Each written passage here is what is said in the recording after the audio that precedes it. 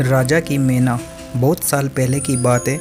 चीन घूमने आने वाले पर्यटक वहाँ की सुंदरता देखकर बहुत खुश होते थे, लेकिन जो चीज़ उन्हें सबसे ज़्यादा अच्छी लगती थी वे थी एक मैना की मीठी आवाज़। यह मैना राजा के बगीचे में एक पेड़ पर बैठकर गाती थी। जो लोग इस बगीचे में घूमने आते थे उनका मन करता था कि बस मैना का गीत सुनते ही जाए। ये बात राजा ने भी सुनी।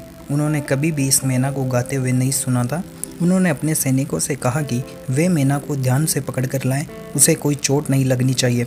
सैनिक जब मैना को लेकर आए तो राजा को बहुत निराशा हुई। यह तो किसी साधारण चिड़िया जैसी ही दिखाई देती थी, लेकिन जैसे ही मैना ने गाना शुरू किया, राजा इतने मंत्रमुग्ध हो गए कि उनकी आंखों से आंसू गिरने लगे। मैना की खुशी का ठिकाना नहीं रहा। उसका गाना सुनकर इतना अधिक प्रसन्न होते हुए उसने कभी किसी को नहीं देखा था। राजा ने जल महल में रख लिया। वहाँ उसकी बहुत देखभाल होती थी, लेकिन कुछ दिनों के बाद किसी ने राजा को उपहार भेजा। जब डिब्बा खोला गया तो उसके अंदर से एक मैना निकली। ये एक मशीनी मैना थी जो देखने में असली लगती थी। उसके अंदर चाबी भरने से वे गाने लगती थी। उसकी आवाज़ भी बहुत मीठी थी। इस मशीनी मैना को न तो खाना देना पड़ता था, न ही उसकी ज़्यादा देखभाल करनी पड़ती थी। साथ ही ये जब चाहो तब गाना सुनाने लगती थी। चाबी भरने की देर थी। धीरे धीरे असली मैना सबको बेकार लगने लगी और उसे राजमहल से निकाल दिया गया। मैना बहुत दुखी हुई, लेकिन वे क्या कर सकती थी। चुपचाप अपने पुराने पेड़ पर चली गई।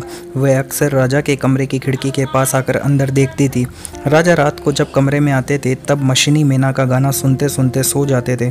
फिर एक दिन मशीनी मैना ने गाना बंद कर दिया। उसके अंदर एक स्प्रिंग थी जो टूट गई थी, इसलिए उसमें चाबी ही नहीं भरी जा सकती थी।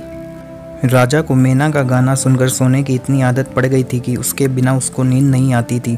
मशीनी मैना को ठीक करने की बहुत कोशिशें की गई, लेकिन सब बेकार। राजा नींद न आने के कारण बीमार रहने लगे। उनकी हालत दिन पर दिन खराब होती जा रही थी। मैना ने खिड़की से यह सब देखा। उसे याद था कि कैसे उसे राजमहल से निकाल दिया गया था, लेकिन उसे ये भी याद था कि उसका गाना सुनकर राजा को इतना अच्छा लगा था कि उनकी आंखों में आंसू आ गए थे। वह जानती थी कि राजा उसके गाने को बहुत पसंद करते थे।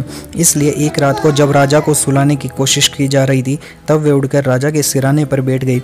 उसने अपनी मीठी आवाज़ में गाना शुरू किया। राजा ने तुरंत अपनी आंखें खोलकर देखा। अपनी प्यारी मैना को वापस पाकर वे बेहद खुश थे। गाना सुनकर उन्हें तुरंत नींद आ गई।